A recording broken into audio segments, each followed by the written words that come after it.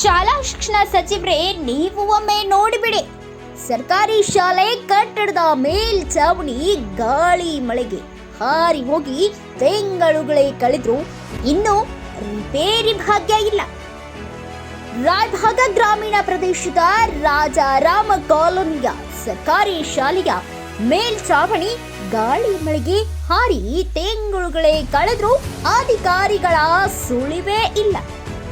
100ಕ್ಕೂ ಹೆಚ್ಚು ಶಾಲಾ ಮಕ್ಕಳ ಸಂಖ್ಯೆ ಇರುವ ಈ ಶಾಲೆಗೆ ಅಭಿವೃದ್ಧಿ ಭಾಗ್ಯ ಯಾವಾಗ?